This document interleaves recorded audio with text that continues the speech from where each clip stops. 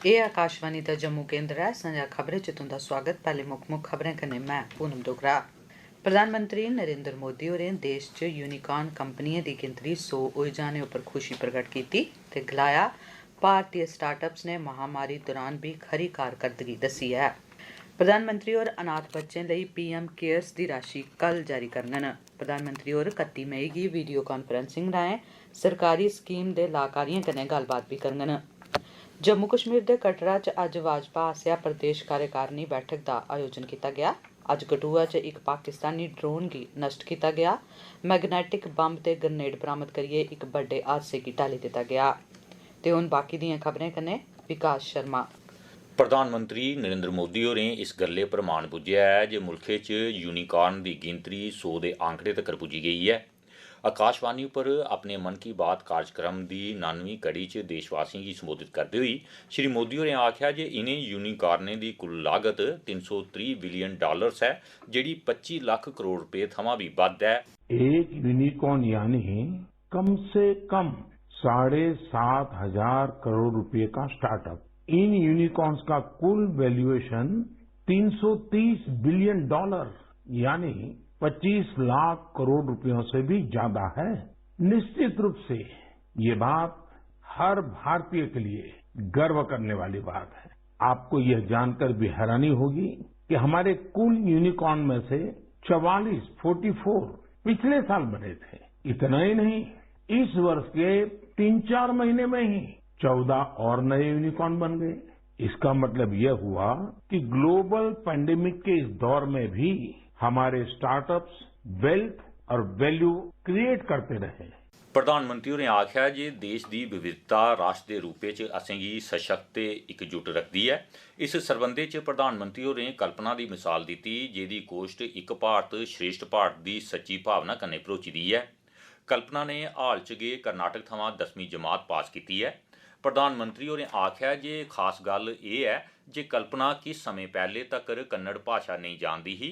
उन्हें सिर्फ 3 महीने च गै कन्नड़ सिक्खी लैती ते ओहदे च 92 नंबर हासिल कीते। श्री मोदी होरें एहदे लेई कल्पना गी मुबारकबाद दित्ती। प्रधानमंत्री होरें आख्या जे देशा च नेकां लोक न जेहड़े भाषाई विविधता गी निग्गर करने लेई कम्म करा करदे न। उन्हें पश्चिम बंगाल च पुरुलिया दे श्रीपति टुडू की मिसाल दी। श्रीपति सिद्धो कानो बिरसा यूनिवर्सिटी च संथाली भाषा के प्रोफैसर न। उन्हें संथाली समुदाय आस्ते उनकी ओल्ड चिकी लिपि च देश के संविधान की प्रति तैयार की है।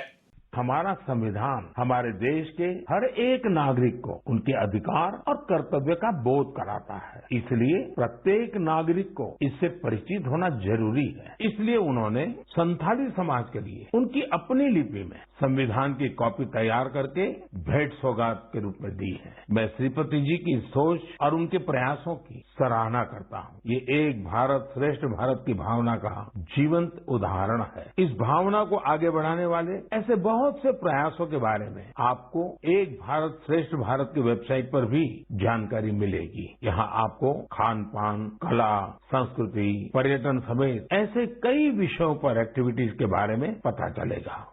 साफ सफाई की गल करते हुए प्रधानमंत्री होरें आख्या जे मौजूदा समय च उत्तराखंड च 4 धाम यात्रा जारी है ते ये बड़ी माड़ी गल है जे केदारनाथ च किश श्रद्धालुएं आसेआ साफ सफाई बक्खी ध्यान नहीं दिता जा करदा है।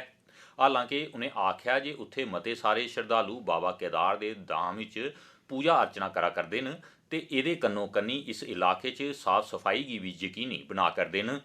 प्रधानमंत्री होरें आख्या जे औंदी 5 जून गी पर्यावरण दिवस मनाया जाग ते पर्यावरण गी लेइयै देशा च सकारात्मक अभियान चलाए जाने की लोड़ है। कुछ दिन बाद ही 5 जून को विश्व पर्यावरण दिवस के रूप में मनाता है। पर्यावरण को लेकर हमें अपने आसपास के सकारात्मक अभियान चलाने चाहिए और ये निरंतर करने वाला काम है। आप इस बार सबको साथ जोड़कर स्वच्छता और वृक्षारोपण के लिए कुछ प्रयास जरूर करें। आप खुद भी पेड़ लगाइए और दूसरों को भी प्रेरित करिए। श्री मोदी होरें आख्या जे अंतर्राष्ट्रीय योग दिवस के मौके पर देशा च 75 मुख थारें पर भी योग के कार्यक्रम आयोजित किए जांगन।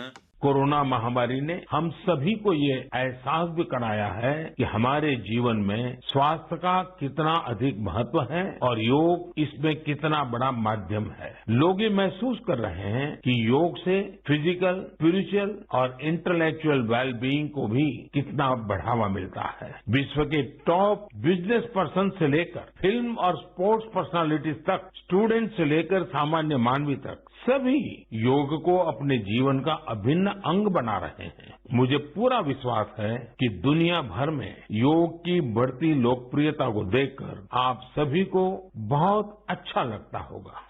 प्रधानमंत्री Narendra Modi PM cares fund कन्नै मुल्क भरे च चलाई जा करदी बच्चें दी योजना दे तैहत वक्-वक् फायदे कल वर्चुअल माध्यम कन्नै बडले 10:30 बजे जारी करङन।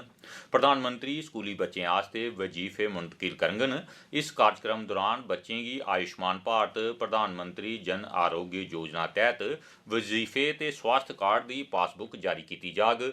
ये योजना प्रधानमंत्री होरें पिछले बरे 29 मार्च गी नेह बच्चें आस्तै शुरू कीती ही जिंदे माता पिता दवें जां कानूनी अभिभावकें दी कोविड महामारी दौरान मौत होई गई ही।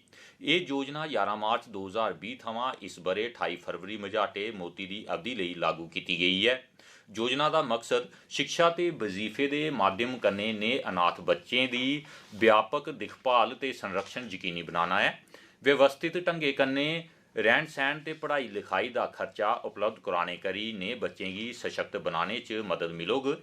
योजना के तहत बच्चें गी 23 बरे दी उम्र तक्कर 10 लाख रुपए की माली मदद दी जाग ते स्वास्थ्य बीमा के माध्यम कन्नै उनका स्वास्थ्य सुनिश्चित किया जाग। बच्चें का विवरण दर्ज कराने लई पोर्टल pmcares4childrens.in शुरू किया गया है। इस पोर्टल उपर पंजीकरण थमां लेइयै मंजूरी प्रक्रिया ते लाभार्थियों लई होर सब्बै मदद उपलब्ध होग। प्रधानमंत्री नरेंद्र मोदी कल वर्चुअल माध्यम कन्नै मुल्क भरे दे लाभार्थी बच्चें कन्नै गल्लबात भी करङन। 18 बरें थमां घट्ट बरेसू दे बच्चे वर्चुअल माध्यम कन्नै हिस्सा लैङन। प्रधानमंत्री नरेंद्र मोदी 9 मंत्रालय ते विभागें दी 16 योजनाएं ते कार्यक्रमें दे लाभार्थियों कन्नै गल्लबात करङन। गरीब कल्याण सम्मेलन दे नां थमां यह कार्यक्रम आज़ादी का अमृत महोत्सव समारोह के सिलसिले च आयोजित किया जा करदा है। कार्यक्रम शिमला च होग। इहदे च प्रधानमंत्री वर्चुअल माध्यम कन्नै लाभार्थियों कन्नै चर्चा करङन। प्रधानमंत्री 21,000 करोड़ रुपए थमां मती रकम दी किसान सम्मान निधि दी 11वीं किश्त भी जारी करङन। राज्यों की राजधानी जिला मुख्यालयों ते कृषि विज्ञान केंद्रें च भी यह कार्यक्रम आयोजित किया जाग। संबंधित राज्य के मुख्यमंत्री, केंद्री ते राज्यों के मंत्री, संसद सदस्य, विधान सभा सदस्य ते होर दुए निर्वाचित जन प्रतिनिधि भी लाभार्थियों के कन्नै गल्लबात करङन।